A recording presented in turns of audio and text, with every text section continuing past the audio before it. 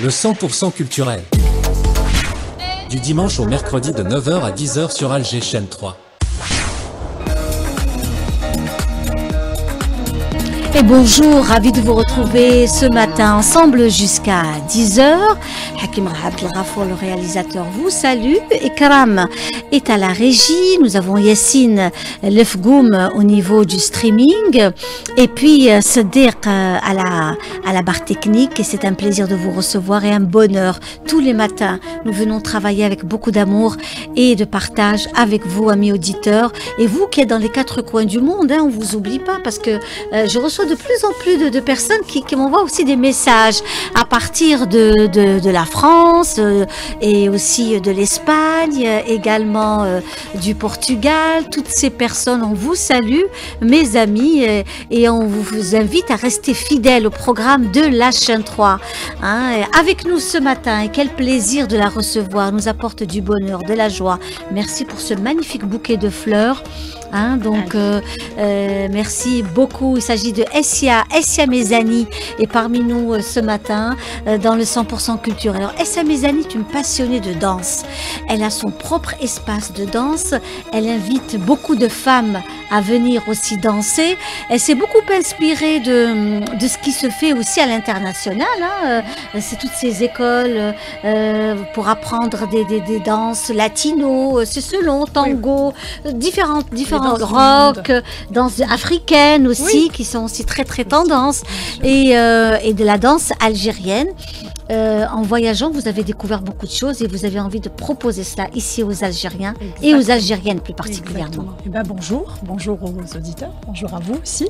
Et voilà, donc je suis artiste chorégraphe et aussi entrepreneur culturel. Oui. Donc tout ce qui est culture féminine algérienne, j'aime bien travailler dessus et la mettre au goût du jour, la mettre dans notre monde de maintenant. C'est pas rester dans le traditionnel, le folklore.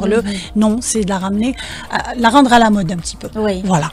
Et c'est ce qui se passe actuellement. Donc beaucoup de danse, la danse algérienne. Oui. On voit aussi beaucoup de personnes, surtout la communauté algérienne à l'étranger, sont vraiment friands de la danse algéroise, la danse kabyle, toutes les danses algériennes, la danse de l'Est, de l'Ouest, du Sud aussi, le style un peu guibet, etc. C'est aussi des danses très prisées. Notre culture est à la mode en ce moment. Tout ce qui est algérien est à la mode, est prisé. On revient à notre culture, on revient à notre héritage culturel, on revient à nous-mêmes, dans tout, dans la danse, dans la musique, dans nos tenues, dans notre façon d'être, et ça fait plaisir. Le bijou également. Le bijou, oui, absolument. Le bijou, j'ai découvert des artisanes qui font des bijoux incroyables, donc moi je suis émerveillée devant les bijoux. Et vous donnez rendez-vous au public de la chaîne 3 au niveau du petit théâtre. Le petit théâtre de Riyad El Fed. Vous savez, il a repris ses activités.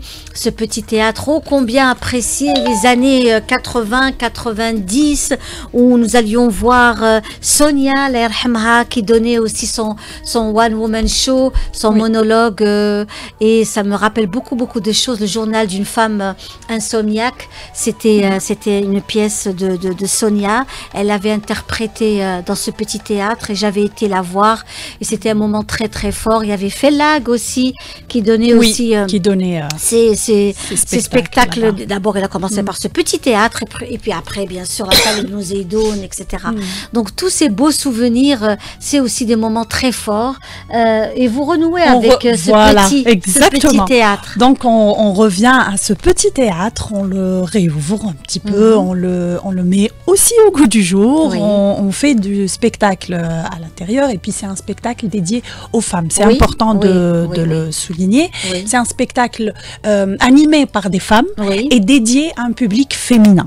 Donc c'est ça qui est très important. Parce qu'il faut savoir que votre école de danse, c'est une école de danse féminine, exclusivement féminine. Et puis il faut le dire, c'est-à-dire que ces femmes-là qui vont se produire aussi sur scène, ce sont des femmes. Alors Alors vous avez, vous, des femmes de tout âge? Alors Alors, j'ai ça, tout c'est âge. extraordinaire, de Oui. 70 ans, 77 ans jusqu'à 18 ans. Oui. Elles sont là, elles viennent, elles dansent, elles apprennent à Alors, danser. J'ai de tout âge, de toute morphologie, Oui. de tout horizon. Elles sont différentes et je suis très très fière d'elles parce que cette année, elles ont fait beaucoup de solos. Elles vont danser pour plusieurs d'entre elles. Elles vont danser seules. Ah oui. Et ça, c'est merveilleux parce que c'est pas évident dans le développement déjà personnel parce que la danse, elle aide beaucoup dans ça, à s'assumer, à assumer ce qu'on est, son corps. C'est surtout ça. Donc, elles vont oser se mettre sur scène, seules, et donner un spectacle.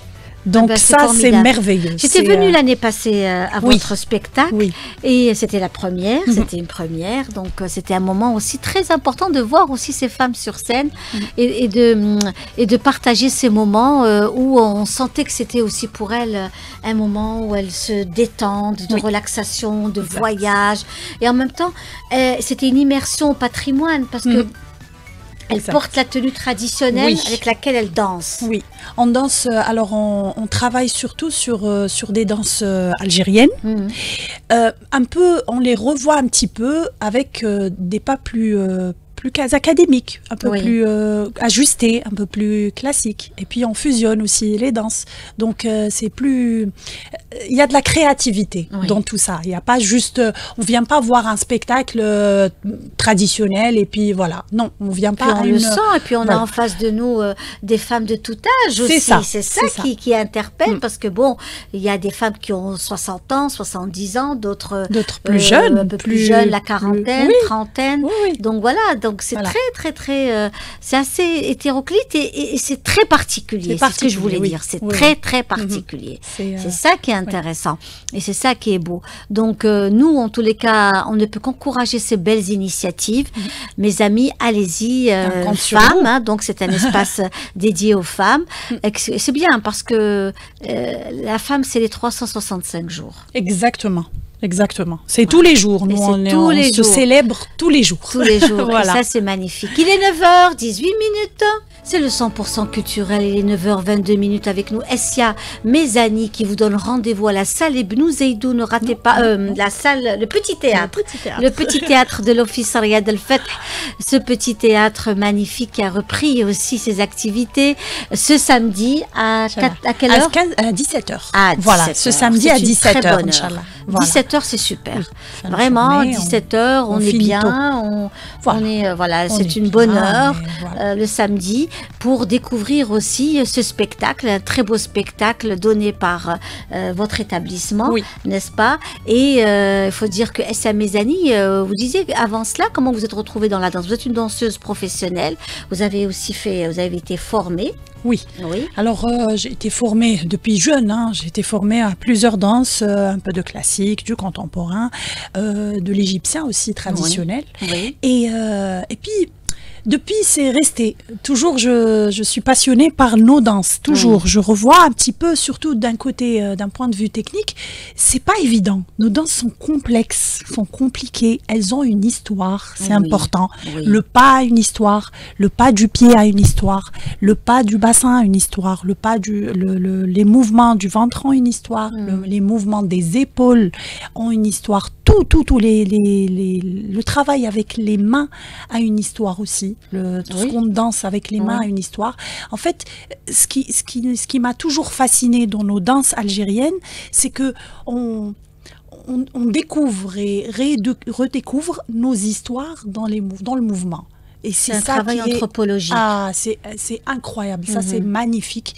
On découvre à chaque fois une partie de notre histoire et surtout une partie d'une histoire féminine qui n'est pas écrite spécialement, qu'on retrouve avec de la poésie un peu.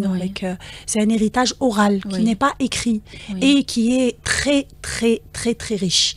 Parce que quand on compare un peu les danses, par exemple la danse algéroise, la tenue algéroise, la danse kabyle, la tenue kabyle, la danse constantinoise, Oui.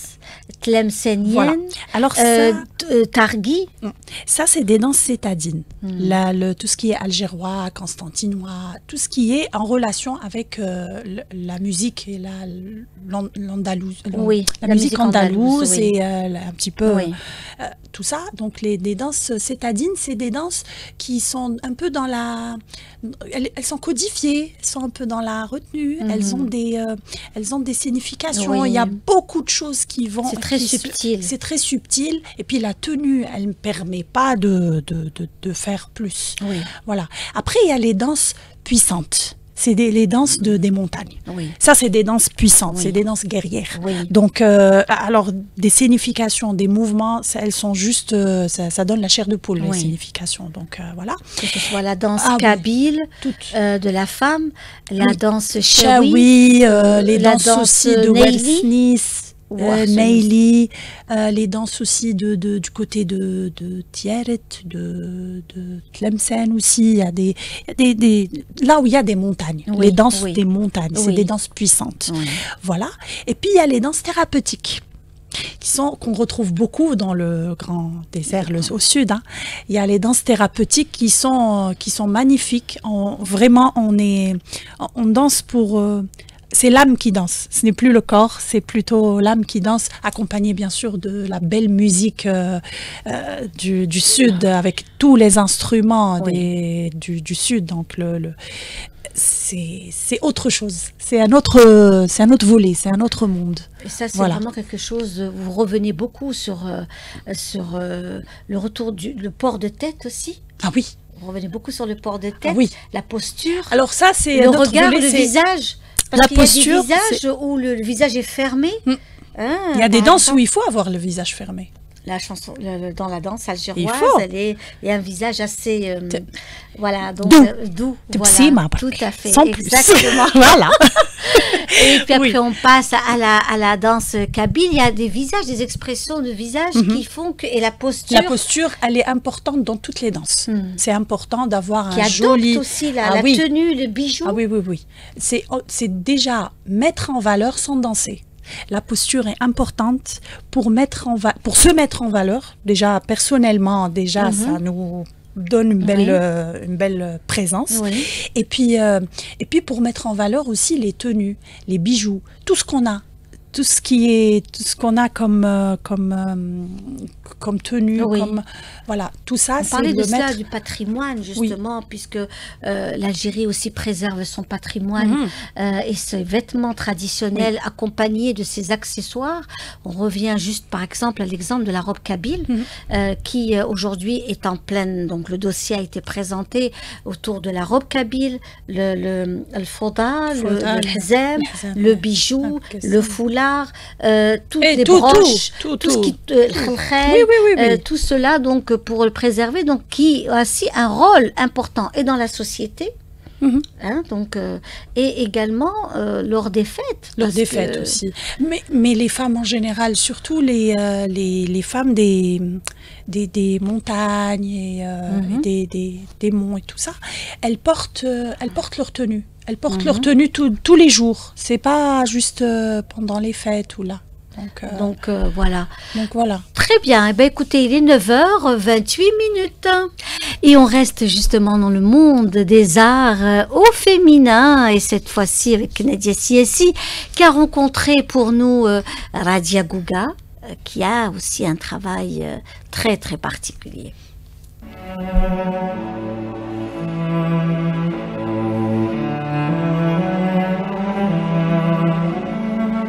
Radia Gouga est artiste, plasticienne, auteure, poétesse, art-thérapeute. Elle a choisi le style d'Elidja ou l'algérien pour mieux se rapprocher de son public et raconter de manière poétique le riche patrimoine de la ville de Constantine. Sa peinture est particulièrement solaire.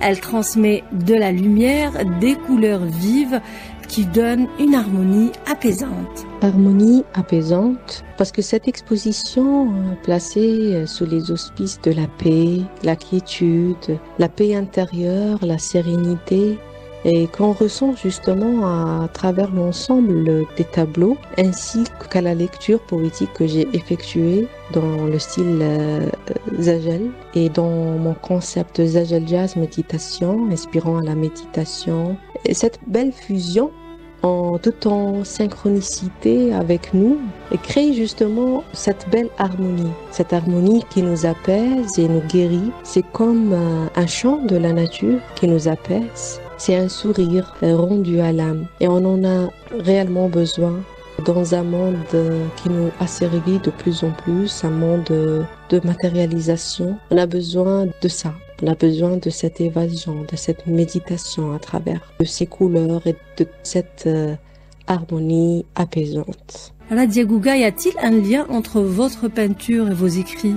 Oui, donc il y a une sorte de, je dirais, de complémentarité entre mes écrits, mes poèmes et ma peinture. Et en puisant toujours de la même source d'inspiration qui m'anime et alimente mon imaginaire absolu. Et donc à ma manière, je traduis en forme et couleur sur les toiles et en mots et vers dans mes livres, notamment mes recueils poétiques du style Zajal, qui dit la langue originelle de l'univers avant l'expression elle-même. Des passionnés des arts sont venus apprécier les œuvres de Radia Gouga. J'ai pu admirer avec ferveur ses œuvres ainsi que ses poésies minutieusement élaborées avec vraiment une profondeur sans pareil. Ce que j'apprécie dans les tableaux de Radia, il y a cette richesse et cette vivacité des couleurs. Genre, elle a su comment transmettre à la fois une harmonie et en même temps une certaine chaleur humaine, voire spirituelle. On a l'impression d'être pénétré dans un monde intérieur qui est profondément symbolique. Il y a tant de douceur, genre de paix dans ces toiles. Radia Gouga accompagne l'harmonie apaisante de ses œuvres avec des lectures poétiques sur un fond méditatif, visible jusqu'à ce samedi au Centre culturel universitaire du 15 rue Asqi Hamani à Alger.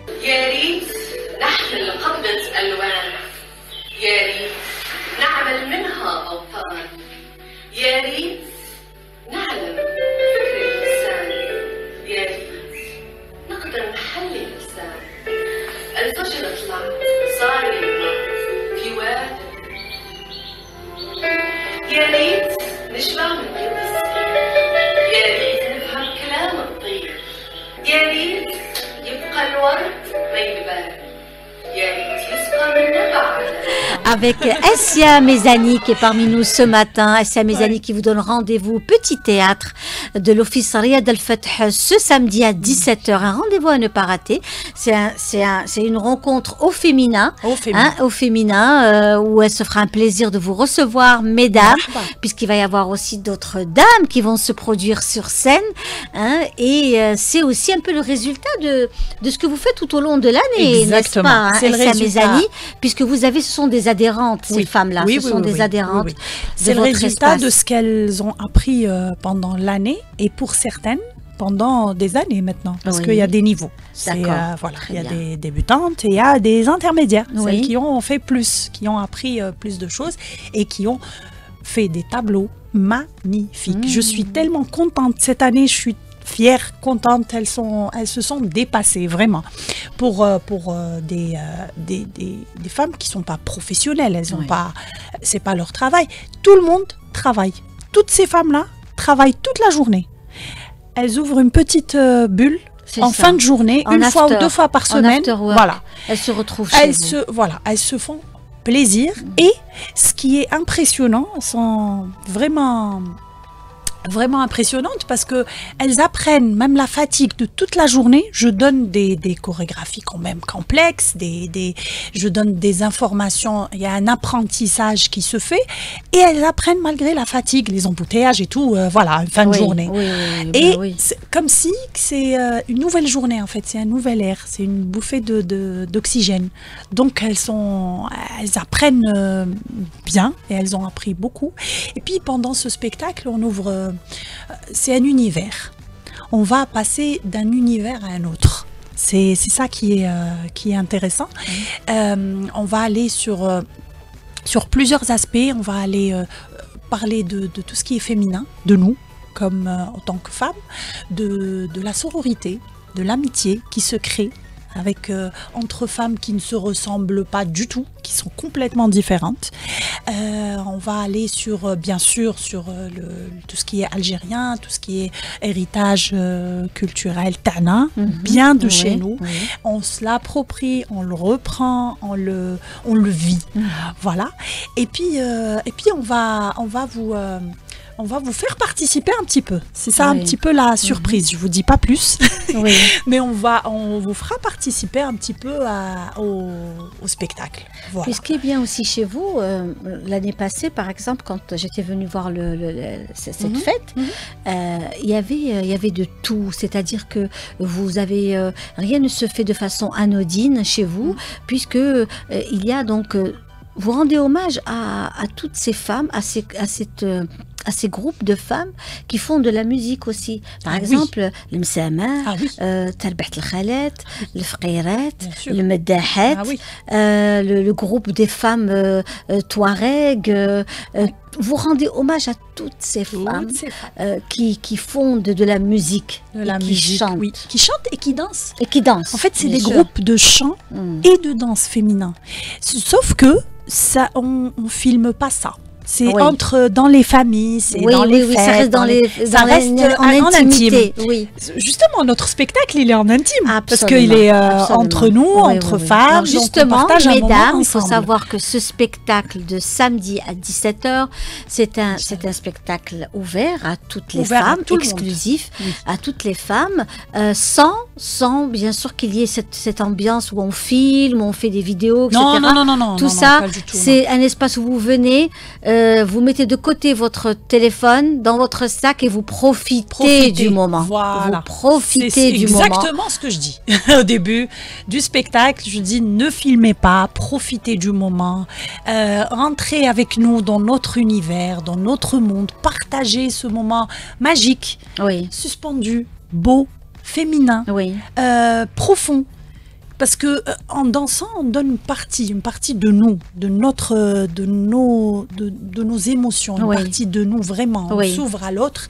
Donc, accepter l'autre justement. Absolument. En filmant, on le scoop un petit peu de l'autre. Donc, par contre, si on suit un petit peu l'idée, l'univers, l'émotion, parce que chaque tableau, il a quelque chose à dire.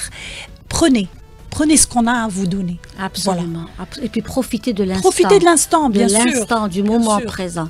Il est 9h42 et on reste dans les rendez-vous et notamment le rendez-vous à ne pas rater.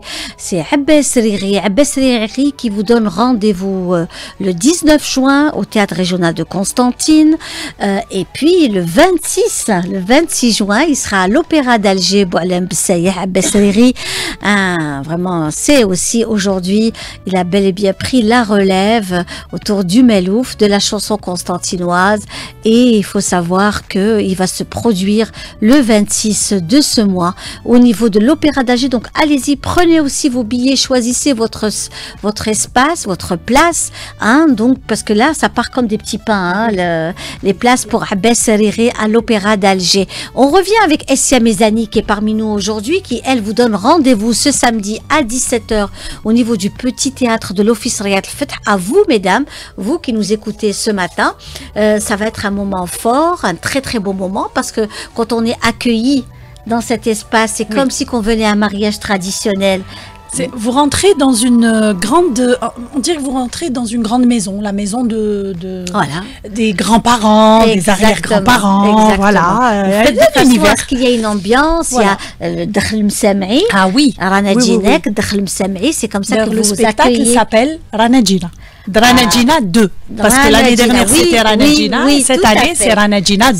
C'est la continuité. Absolument. Voilà. Rana Djina. Donc, c'est ce spectacle qu'il ne faut franchement pas rater. Vraiment, ça vaut le détour. Et puis, encourager toutes ces femmes parce qu'elles ont le courage de monter sur scène. Elles ne sont pas initiées depuis très, très, très longtemps. C'est des femmes qui ont des jobs en parallèle. Voilà. Elles sont grand-mères, d'autres, d'autres mamans, d'autres filles, voilà, d'autres tout le monde, en tout cas... L'année passée, vous aviez aussi des étrangères. Oui, l'année passée, oui. Il y avait des étrangères. Donc voilà, et cette année, et c'était aussi beau de voir comme ça des personnes étrangères au pays qui s'intéressent aussi au patrimoine. Qui sont toujours en contact avec nous, et qui nous suivent toujours, et qui veulent toujours savoir, avoir les nouvelles, qu'est-ce qu'on va faire et tout. Donc elles attendent le spectacle avec impatience plus que nous, quoi. Voilà. Écoutez, c'est formidable. Il est 9h45 et on reste toujours avec les reportages et notamment avec Hanan Seissi qui revient sur le monde du cinéma et les effets spéciaux. L'histoire a toujours été ponctuée de moments charnières.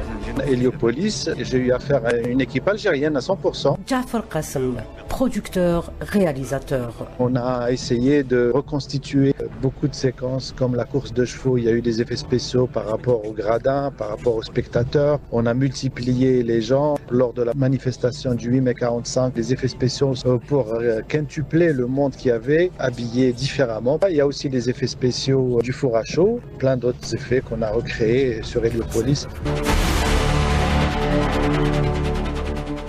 De plus en plus, les effets spéciaux intégrant des outils numériques sont utilisés dans la production cinématographique chez nous. En fait, ils répondent à la demande du genre de cinéma algérien. Salim Agar, critique cinématographique. Et les genres qui imposent les effets spéciaux, c'est essentiellement les films de science-fiction et les films d'horreur. Et comme le cinéma algérien n'est jamais développé dans ces deux genres, on a utilisé les VFX, les effets spéciaux visuels, dans ce qu'on appelle l'incorporation du décor. On peut le voir dans les films comme Héliopolis ou le film comme Hors-la-Loi, avec l'incorporation des avions en VFX. Ça, on le retrouve dans certains films de guerre. Il y a également, dans La Reine d'Alger, vous avez des VFX qui sont utilisés dans les batailles entre les éléments de Barbaros et les Espagnols.